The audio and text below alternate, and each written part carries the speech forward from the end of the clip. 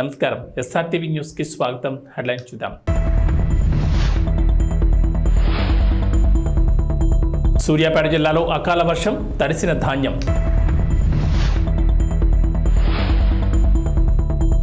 ఒంటిమిట్టలో సీతారాముల కళ్యాణం. నాతో పాటు సీఎం అయ్యే అర్హత కోమటిరెడ్డికే ఉంది. రేవంత్ రెడ్డి. జనమే జనం, పోటెత్తిన అభిమాన ప్రవాహం, కిక్కిరిసిన రహదారులు, రోడ్లకు ఇరువైపులా జనం బారలు, మహిళల హారతులు, పూల వర్షాలతో కనీవిని ఎరుగని అఖండ స్వాగతం నడుమ ముఖ్యమంత్రి వైఎస్ జగన్మోహన్ రెడ్డి మేమంతా సిద్ధం బస్ యాత్ర విశాఖ నగరంలో 45 కిలోమీటర్ల మేర సాగింది. సంక్షేమ రథసారథి, పేదల పెన్నిది, తమకు మంచి చేసిన జననేతను స్వయంగా చూసేందుకు పెద్దల నుంచి పిల్లల దాకా ప్రతి ఒక్కరూ మండు టెండర్ను సైతం లెక్క చేయకుండా వెల్లువల తరలివచ్చారు. అభిమాన నేతను దగ్గర నుంచి చూడాలని, వీలైతే మాట్లాడాలని, ఒక ఫోటో తీసుకోవాలని ఉత్సాహం చూపించారు. తన కోసం వేచి చూస్తున్న అక్కా చెల్లెమ్మలను, అవ్వాతాతలను ముఖ్యమంత్రి జగన్మోహన్ రెడ్డి బస్సు దిగి ఆప్యాయంగా పలకరించారు. వారి కష్టాలు తెలుసుకుని నేనున్నానంటూ భరోసా కల్పించారు. సబ్బవరం మండలం చెన్నైపాలెం నుంచి ప్రారంభమైన బస్సు యాత్ర ఎండాడలో ముగిసింది.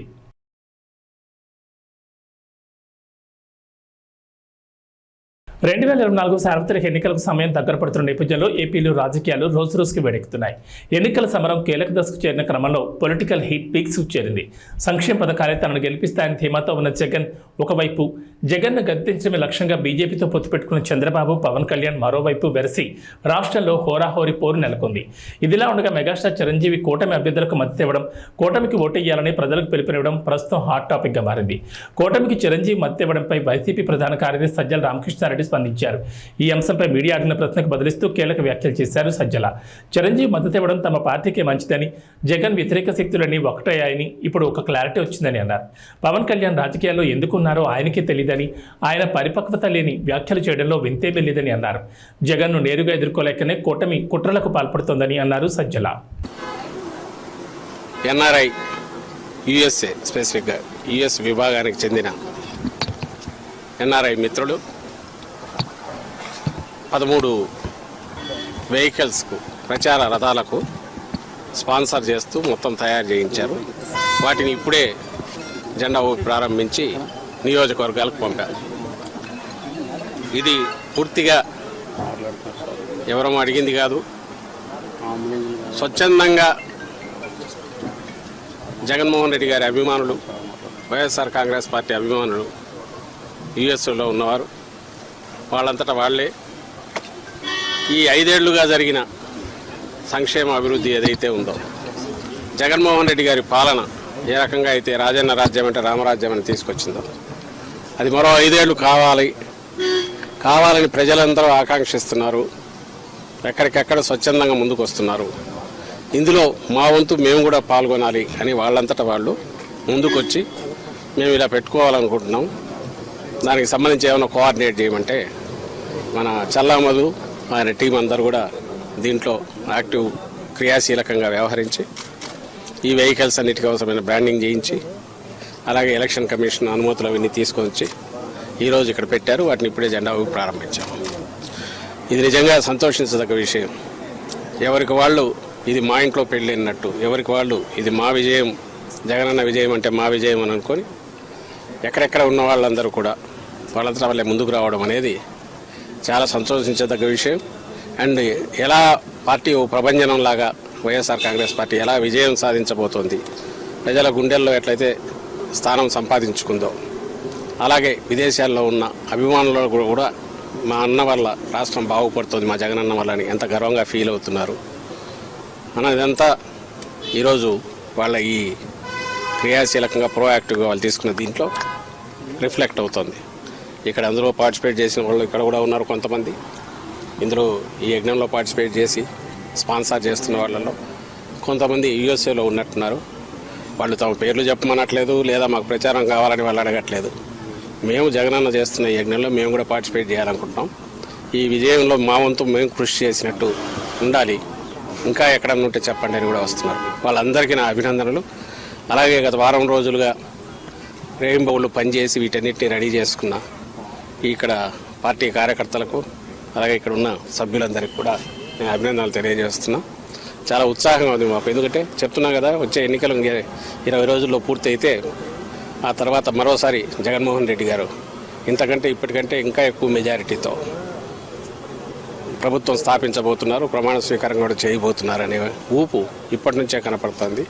ఈరోజు అభ్యర్థులు అడగలేదు, పార్టీ అడగకుండా వీళ్ళ ముందుకు వచ్చి చేయడంలో అది ఎక్స్ప్రెస్ అవుతుందని చెప్తూ మరోసారి అందరికీ అభినందనలు తెలియజేస్తున్నాను. ముఖ్యంగా వీటిని స్పాన్సర్ చేసిన యూఎస్ఏలో ఉన్న ఎన్ఆర్ఐ మిత్రులందరికీ కూడా అభినందనలు అండ్ కృతజ్ఞతలు కూడా తెలియజేస్తున్నారు. Thank you. సీఎం గారు దాడి ఘటన మీద ఈరోజు దుర్గారావు అనే టీడీపీ సానుభూతిని అరెస్ట్ చేశారు. మీరు మొదటి నుంచి ప్రీ ప్లాన్డ్ అటాక్ అని మీరు మొదటి నుంచి చెప్తున్నారు. ఈరోజు వాళ్ళని అరెస్ట్ చేశారు. ప్రీ ప్లాన్డ్ అటాకే. ఇప్పుడు ప్రీ ప్లాన్డ్ అటాక్ అనే దానికి రీజన్ కూడా చెప్పాము. ఎందుకు చెప్పామంటే జరిగిన పద్ధతి కానీ ఆ ఫోర్స్ ఎంత ఫోర్స్ఫుల్గా వచ్చింది అనేది కానీ అది ఇద్దరికి తగిలి కూడా అంతే ఫోర్స్ఫుల్గా తగలడం అంటే ఇట్ ఈజ్ నాట్ ఎవరో ఆకతాయి చేసిందో ఊరక గాల్లోకి విసిరిందో ఇచ్చేసిందో కాదనేది అక్కడ క్లియర్గా అర్థమవుతుంది. గురి పెట్టి కొట్టారు, అదృష్టవశాత్తు తప్పింది, మా అదృష్టవశాత్తు అది తప్పింది. అక్కడికి ఈయనకు తగిలి రెండవది వెల్లంపల్లి శ్రీనివాస్ కూడా తగిలింది. ఆయన కన్నుకు తగిలింది నేరుగా. ఆయనకే అంత ఫోర్స్ఫుల్గా తగిలింది అంటే జగన్మోహన్ రెడ్డి గారికి ఇంకా ఎంత గట్టిగా తగిలి ఉంటుంది. అది కొంచెం కింద అయితే ఏమయ్యేది, ఇది మేము ఎక్స్ప్రెస్ చేసింది. మేము ఎక్స్ప్రెస్ చేయడానికి ఒక సాలిడ్ రీజన్ ఉంది. అయితే దీని మీద వాళ్ళు టీడీపీ కానీ అలాగే పవన్ కళ్యాణ్ గారికి బ్యాచ్ కానీ వీళ్ళు అంటున్న మాటలు ఇదంతా డ్రామా అని అంటున్నారు. మళ్ళీ చెప్పాము, మళ్ళీ చెప్తున్నాను, ఇదే డ్రామా వాళ్ళని ఆడమని చెప్పండి. నిజంగా దూరం నుంచి రాయి పెట్టి కొట్టించుకోమండి ఎట్లుంటుందో. ఎవరైనా సరే అక్కడ నుంచి రాయి పెట్టి కొట్టించుకోవడము ఇంకోటి చేయడం అనేది సాధ్యమా? సెకండ్ థింగ్, ఆ కాన్స్టిట్యున్సీకి సంబంధించిన బోండావమో ఎవరో టార్గెట్గా పోతున్నారు, ఆయన ఇరికించాలని చూస్తున్నారు అంటారు. ఇరికించాలని చూడడం ఇది. రేపు ఎవడైనా సరే హత్య చేసిన వాడైనా నన్ను దీంట్లో ఇరికించాలనుకుంటున్నారంటే ఎట్లా కుదురుతుంది? మేము there is a reason, valid reason to doubt. దాని మీద ఇన్వెస్టిగేషన్లో తేలినప్పుడు దీని వెనక ఏదైనా కుట్ర ఉంది, కొట్టినవాడు ఎవరు, దాని వెనక కుట్ర ఉంది. ఆ కుట్ర ఉంది నేను ఎందుకు అనుకుంటున్నామంటే అది సాహసం. ముఖ్యమంత్రి గారి మీద గురిపెట్టి ఒక వెపన్తోనో ఇంకో రకంగానో లేదా గట్టిగా తగిలే రకంగా సాహసం ఎవరు చేయగలరు? వెనక ఎవరెవరన్నా ఉండాలి, లేదా వెనక వాళ్ళు రెచ్చగొట్టిన దానివల్ల రెచ్చిపోయినా ఉండాలి. ఇందులో ఎంతవరకు ఆ వెనక ఉన్న వాళ్ళ పాత్ర ఉంది అనేది కూడా ఇన్వెస్టిగేషన్తో దాని వరకు ప్రకారం మూవ్ అవుతారు. ఇందులో ఒక నిరికించేది ఏమి ఉండదు. వాళ్ళు చేసి ఉంటే దొరుకుతారు, దొరికితే చట్టం పని తను చేసుకుపోతుంది, లేదు అనుకుంటే అక్కడికి ఆగుతుంది. అని ఒకటి ఖాయంగా కనపడేది ఏంటంటే ఇది ఒక పథకం ప్రకారం జరిగింది అనేది మేము ఏదన్నామో అది రుజువు అవుతుంది. అలా అనడానికి కూడా వ్యాలిడ్ రీజన్ మననే చెప్పాం. అలాగే మళ్ళీ చెప్తున్నాం, ఒకవేళ ఇది ఎవరైనా డ్రామాలు అనుకుంటే ఆ రోజు కత్తితో 19లో జరిగిందైనా ఈరోజు రాయితో తగిలిందైనా ఆ డ్రామా ఏదో వాళ్ళని ఎనాక్ట్ చేసి చూపమంటున్నాం. ఒకవేళ వాళ్లకు కావాలంటే దూరం నుంచి ఒకటి వేయించుకొని రాయి ఎక్కడ తగులుతుందో ఆ సాహసం చేయమనండి. తలకాయ ఉండేవాడు ఎవడైనా డ్రామాలు వేసేవాడు అర్థం చేయించుకుంటాడా? ఏదన్నా దానికి వాళ్ళే ఆన్సర్ ఇవ్వాలి. ఈరోజు కూడా అదే మాట్లాడుతున్నారు. వాళ్ళంతటా వాళ్ళే 2 స్టోరీలు రాస్తున్నారు. వాళ్ళంతటా వాళ్ళే మేము ముందే చెప్పినట్టుగా ఇరికించాలని చూస్తున్నారని. అది అతని రోల్ ఉంటుంది కాబట్టి దాంట్లో బయటకు వస్తుంది. రోల్ ఎందుకు ఉంటుందంటే వాళ్ళు పవర్ఫుల్, వాళ్ళ పాపకం లేని కింద ఇంకోడెవడో ఆ పని చేయలేడు కాబట్టి. సో మా స్టాండ్ అదే ఉంది, అదే రుజువు అవుతుంది ఈరోజు. అది బోండా ఉమా, లేదంటే ఆయనకంటే పై వాళ్ళు ఉన్నారా, లేదంటే ఆయన కింద వాళ్ళు ఆయన ఆశీస్సులతో చేయించారా, ఎవరు ఉందనేది ఇన్వెస్టిగేషన్లో తేలాలి. మేము చెప్పగలిగింది ఆ incident pre planned, pre meditated attack అనడానికి కావాల్సిన ఆధారాలు ఉన్నాయి. అది ప్రీ ప్లాన్డా ప్రీ మెడిటేటెడ్ అనే ఆధారాలు ఉన్నప్పుడు దానికి తగిన మోటివ్ ఎవరికి ఉంటుంది అనుకున్నప్పుడు పలానా వాళ్ళు ఉండొచ్చు అని భావించినాము. వాళ్ళు కాక ఇంకోరెవరైనా ఉండొచ్చా, అంతకంటే చంద్రబాబు నాయుడు కంటే ఇంకా పైన ఎవరైనా ఉన్నారా, లేదంటే చంద్రబాబు నాయుడు కంటే కింద వాళ్ళు అనుకున్నారా, ఇవన్నీ ఇన్వెస్టిగేషన్లో తేలాల్సినవి. మేము జరిగింది దాడి, అది హత్యాయత్నం. దానికి సంబంధించి ఎవరు బాధ్యులో వాళ్ళు పట్టుకునే ప్రయత్నం చేస్తే బాగుంటుందని కంప్లైంట్ ఇచ్చారు, వాళ్ళు ప్రయత్నం చేస్తున్నారు. ఇప్పుడు అక్కడ ఎవరెవరో బయటకు వచ్చి ప్రతి ఒక్కరిని మీరు ఇరికించాలని చూస్తున్నారంటే అది సాధ్యమే. ఎవరైనా తప్పు చేసినాడు నన్ను ఇరికించాలని చూస్తున్నారంటే ఎంత దాంట్లో రేషనల్ ఉంటుందో, హేతుబద్ధత ఉంటుందో, దీనికి అంతే ఉంటుంది. ఏమున్నాయి, మోడల్ కోడ్ అప్లై అవుతుంది అన్నారు. సో ఆ మోడల్ కోడ్ ప్రకారం ఏది అప్లై అయితే అది అవుతుంది, అంతే కదా. మంత్రులకు ఏది అప్లై అయితే క్యాబినెట్ ర్యాంక్ ఉన్న వాళ్ళకి అదే. సూర్యాపేట జిల్లా పాలకవీడి మండలం శూన్యపహాడ్ ఐకేపీ కేంద్రంలో దొడ్డు ధాన్యాన్ని కొనుగోలు చేయాలని రైతులు ధర్నా చేపట్టారు. 5 రోజుల నుంచి కొనుగోలు కేంద్రాల వద్దకు లారీలు రాకపోవడంతో వర్షం దెబ్బకు ధాన్యం తడిసిపోతున్నాయని కర్షకులు ఆవేదన వ్యక్తం చేస్తున్నారు. బస్తాకి అడుగు భాగాన ఉన్న ధాన్యం మొలకలొస్తున్నాయని ఆందోళన చెందుతున్నారు. అధికారులు స్పందించి త్వరితగతిన మిల్లులకు తరలించాలని కోరుతున్నారు. నల్గొండ జిల్లాలో పలు ఐకేపీ కొనుగోలు కేంద్రాల వద్ద ధాన్యాన్ని మిల్లులకు తరలించాలంటే లారీ డ్రైవర్లు బస్తాకు ₹2 చొప్పున డబ్బులు డిమాండ్ చేస్తున్నారని రైతన్నలు ఆరోపిస్తున్నారు. కొన్ని చోట్ల ఈదురుగాలుల ప్రభావానికి ధాన్యం రాసులపై కప్పిన పట్టాలు సైతం కొట్టుకుపోవడంతో ధాన్యం తడిసి మొలకలొస్తున్నాయి. పండించిన పంటను మార్కెట్లో విక్రయించాలంటే అన్నదాతకు సవాల్గా మారింది.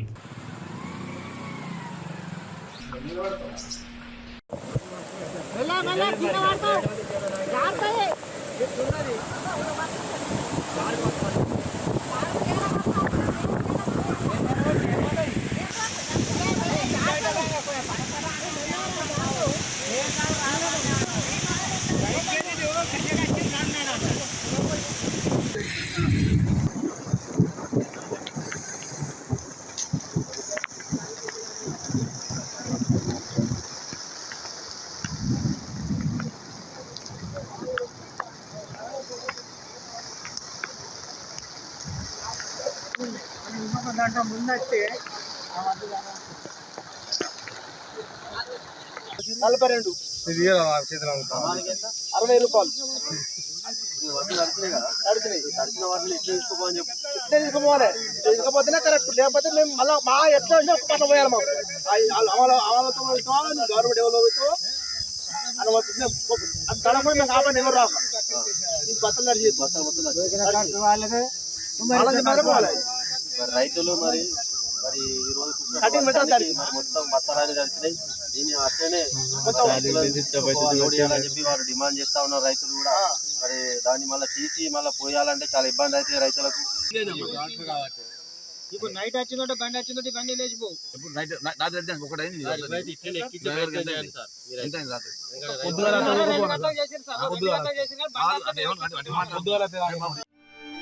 స్థానిక ఎమ్మెల్యే దుర్గం చిన్న చూడిగో నువ్వు వచ్చి 3 రోజులు 4 రోజులు అది ఓపెన్ చేసిపోయినావు. కనీసం ఇక్కడ రైతులకు వీళ్ళకు తార్పత్రి లేవు. మరి అదేవిధంగా మరి స్థానిక ఉన్నటువంటి సర్పంచులు కానీ ఎంపీలు కానీ ఎవరు వచ్చి ఇక్కడ రైతులను మరి పరోసించలేదు ఇప్పటి వరకు కూడా. మరి 2 రోజుల వర్షాలు కురుస్తూ ఉన్నాయి. మరి వడ్లు మొత్తం ముద్దాయినాయి. దీనికి రైతులకు మీరు నష్టపరిహారం ఎకరానికి ₹20 ఇవ్వాలని చెప్పి మేము భారతీయ జనతా పార్టీ డిమాండ్ చేస్తూ ఉన్నాం. మరి అదేవిధంగా ఇంకా 3 రోజుల దాకా ఫుల్ వర్షాలు ఉన్నాయి. కనీసం ఇక్కడ ఉన్నటువంటి స్థానికులు కానీ రైతులను ఇంత ఘోరంగా మీరు చేయడం సరికాదు. మీరు వెంటనే స్పందించి ఇప్పటికైనా కూడా రైతులను మీరు ఆదుకోవాలని చెప్పి మేము డిమాండ్ చేస్తూ ఉన్నాం. మరి ఎందుకంటే ఇంకా 2-3 రోజుల దాకా అకాల వర్షాలు బాగా ఉన్నాయి. మరి రైతులు ఈ ముద్దైనటువంటి మీరు వెంటనే స్పందించి ఈ 2-3 రోజుల ఖాళీ చేయాలని చెప్పి మేము డిమాండ్ చేస్తూ ఉన్నాం. పొన్నమి వెలుగుల్లో కోదండరాముడి కళ్యాణం నిర్వహించనున్నారు. సాయంత్రం 6:30 నుంచి రాత్రి 8:30 వరకు పౌర్ణమి రోజున పండు వెన్నెల్లో రాములోరి కళ్యాణోత్సవం జరగనుంది. ఒంటిమిట్ట కోదండరామస్వామి ఆలయంలో నవమి బ్రహ్మోత్సవాలు అంగరంగ వైభవంగా సాగుతుండగా అందులో భాగంగా చైత్ర పౌర్ణమి రోజు రాత్రి స్వామివారికి కళ్యాణం జరిపించడం ఒంటిమిట్టలో ఆనవాయితీగా వస్తోంది. ఈ నేపథ్యంలో జరిగే కళ్యాణం కోసం ఒంటిమిట్ట సర్వాంగ సుందరంగా ముస్తాబైంది. ఇక ఒంటిమిట్ట ఆలయం కడప నుంచి తిరుపతి వైపు వెళ్లే రహదారికి పక్కనే ఉండడంతో కళ్యాణోత్సవం దృష్ట్యా ఆ ప్రాంతంలో ట్రాఫిక్ దారి మళ్లించారు. ఒంటిమిట్ట కోదండరాముడి కళ్యాణోత్సవం సందర్భంగా కడప తిరుపతి మధ్య భారీ వాహనాలు దారి మళ్లించారు. శ్రీలంకలోని ఉవా ప్రావిన్స్లో మోటార్ రేస్ జరుగుతున్నప్పుడు కారు అదుపు తప్పి కింద పడడంతో కనీసం 7 మరణించారు. మరో 23 మంది తీవ్రంగా గాయపడ్డారు. ఆదివారం దీతలావా పట్టణంలోని ఫాక్స్ హిల్ సూపర్ క్రాస్ ఈవెంట్లో ఈ ఘటన చోటు చేసుకుంది. మృతుల్లో 8 ఏళ్ల బాలుడు, 4 ట్రాక్ అసిస్టెంట్లు ఉన్నారని పోలీస్ అధికార ప్రతినిధి నిహాల్ తల్దువా తెలిపారు. ది డైలీ మిర్రర్ షేర్ చేసిన సోషల్ మీడియాలో ఒక వీడియో అస్తవ్యస్తమైన దృశ్యాన్ని సంగ్రహించింది. ఎర్రటి కారు గుంపుతో ఢీకొనడానికి ముందు ప్రమాదాన్ని తగ్గించడానికి ట్రాక్ మార్షల్ సిగ్నలింగ్ చేయడం చూపిస్తోంది. ఫలితంగా భయంకరమైన అరుపులు వినిపించాయి.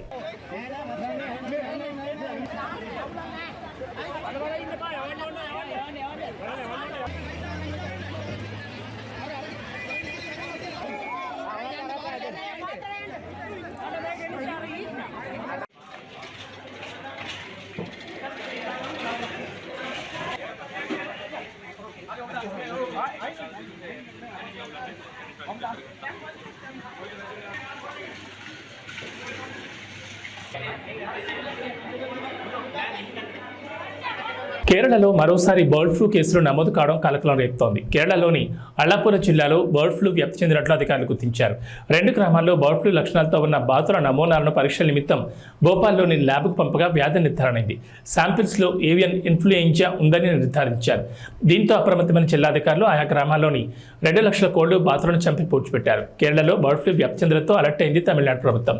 కేరళ సరిహద్దుల్లోని చెక్పోస్టుల వద్ద నిఘా పెంచింది. తమిళనాడు కేరళ సరిహద్దుల్లో విస్తృత తనిఖీలు చేపట్టారు అధికారులు. ఉండవల్లిలో నివాసంలో పార్లమెంటు శాసనసభకు పోటీ చేసే అభ్యర్థులకు చంద్రబాబులు బీఫారాలు అందజేశారు. అనంతరం అభ్యర్థులతో ప్రతిజ్ఞ చేయించారు. బీఫామ్లు తీసుకున్న ప్రతి ఒక్కరూ గెలిచి చట్టసభలో అడుగుపెట్టాలని స్పష్టం చేశారు.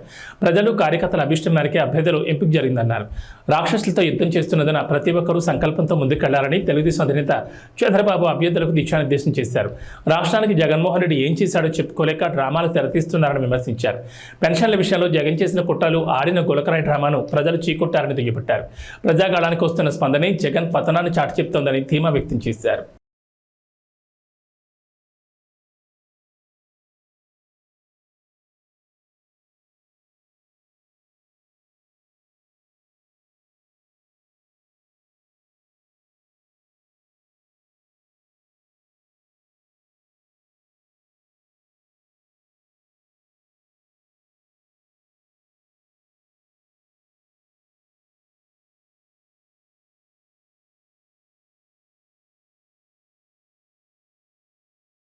ప్రపంచం తలకిందులైన రుణమాఫీని ఆపబోమని, ఆగస్టు 15 లోపు రైతులకు రుణమాఫీ చేసి తీరతామని ముఖ్యమంత్రి రేవంత్ రెడ్డి హామీ ఇచ్చారు.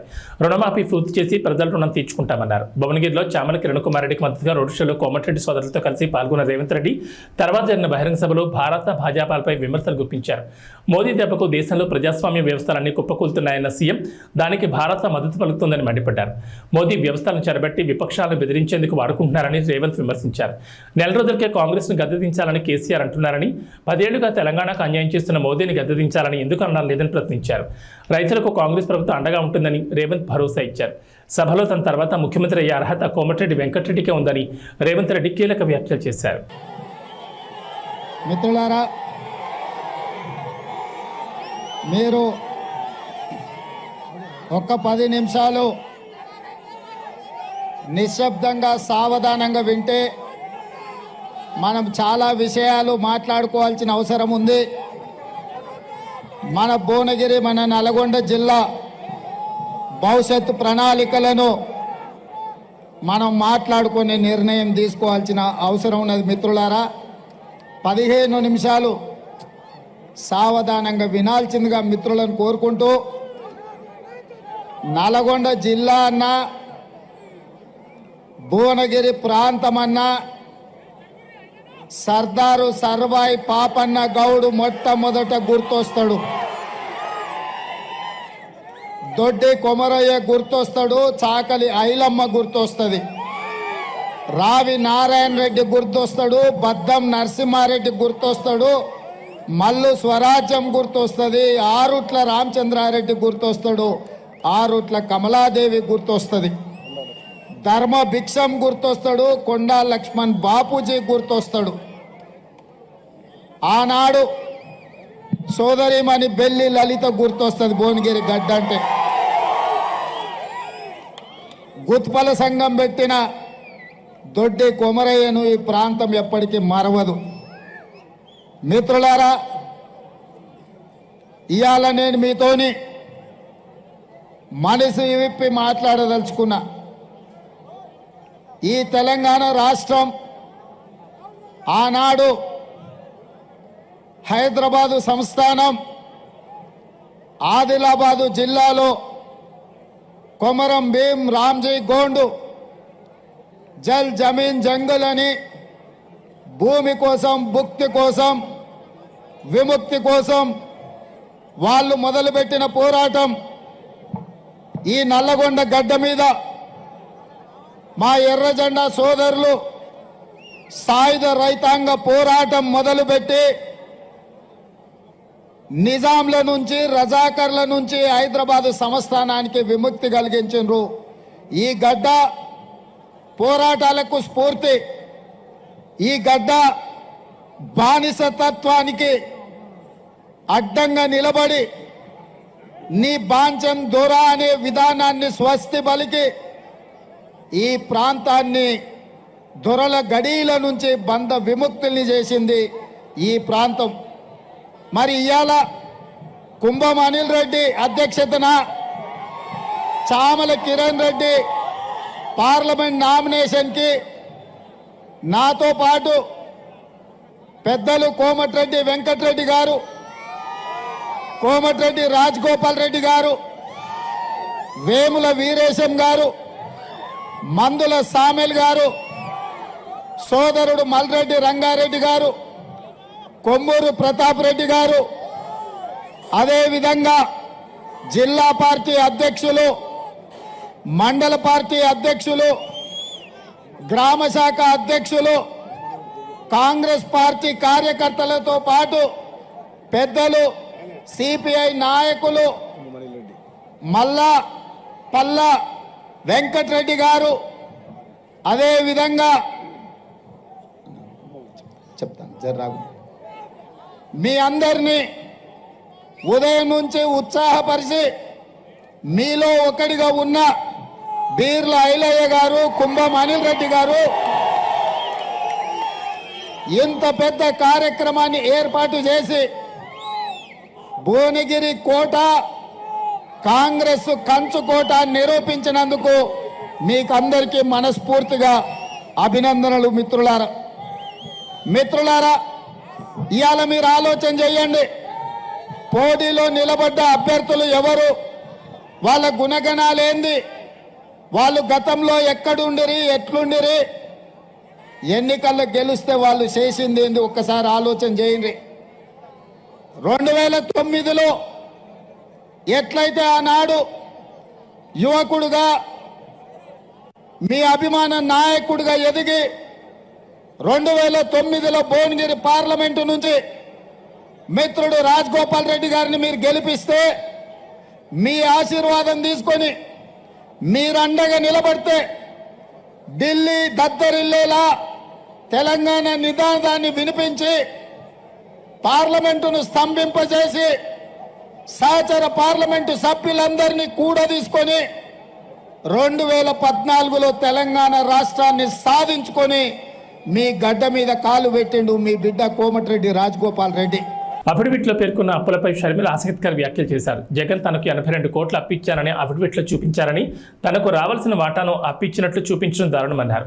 ఆస్తిలో వాటా పొందేందుకు ఆడబిడ్డకు హక్కు ఉంటుందని, కొందరు చెల్లెలకు కొత్తరు ఇచ్చి అది కూడా అప్పిచ్చినట్లు చూపిస్తారని విమర్శించారు. న్యాయ రాజధాని పేరుతో కర్నూలు ప్రజలను వంచారని ఏపీ పిసిసి అధ్యక్షురాలు వైఎస్ షర్మిల ఆగ్రహం వ్యక్తం చేశారు.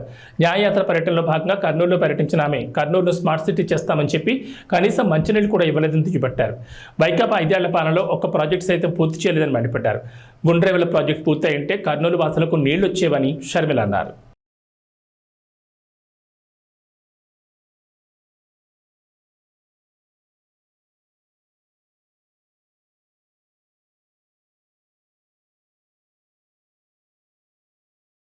ఆక్వా పరిశ్రమను జగన్ సమూలంగా ముంచారని, కూటమి అధికారంలోకి రాగానే లాభసాటిగా సాగేలా చూస్తామని జనసేన అధినేత పవన్ కళ్యాణ్ హామీ ఇచ్చారు. కేంద్రం సహకారం లేకపోతే రాష్ట్రాభివృద్ధి అసాధ్యమన్నారు. వైకాపా నేతలకు డబ్బులు ఎక్కువైపోయి అహంకారంతో మాట్లాడుతున్నారని మండిపడ్డారు. చిరంజీవి కూటమి నేతలకు మద్దతు ప్రకటించగానే సజ్జల రామకృష్ణారెడ్డి ఎంతమంది కలిసినా లెక్కలేదంటున్నారని మండిపడ్డారు. పశ్చిమ గోదావరి జిల్లా నరసాపురంలో వారాహ విజయబేరి బహిరంగ సభలో పవన్ పాల్గొన్నారు. నదులు అనుసంధానం చేసి ఆంధ్రప్రదేశ్లో వలసలు పస్తులు లేకుండా చేయడమే ఎన్డీఏ కూటమి లక్ష్యమని పవన్ కళ్యాణ్ స్పష్టం చేశారు. కేంద్ర మద్దతు లేకుండా ఏపీ అభివృద్ధి సాధ్యం కాదన్నారు. ప్రజల భవిష్యత్తు కోసమే కూటమి నిలబడిందని గుర్తు చేశారు.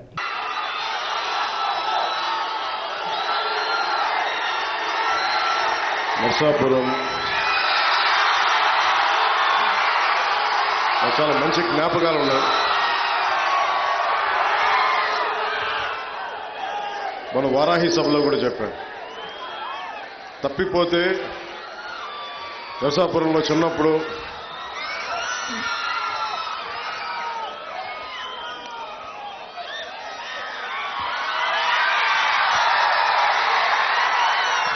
ఒంగోలు నుంచి మొగల్తూరు వెళ్ళడానికి ఇక్కడ బస్ స్టాండ్లో అయితే తప్పిపోయా.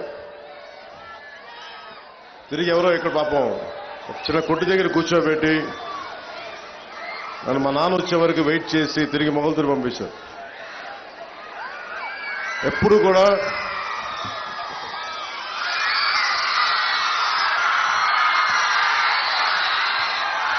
నాకు నర్సపూరు మొగల్తూరు చాలా తీపి జ్ఞాపకాలు.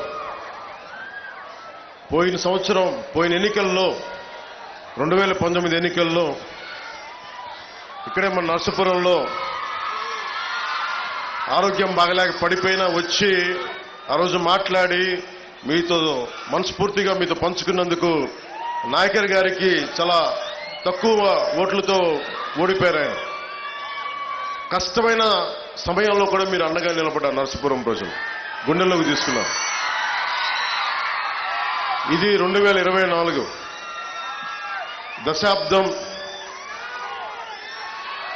దశాబ్దం కష్టాల మధ్య పెరిగింది పార్టీ, జనసేన పార్టీ.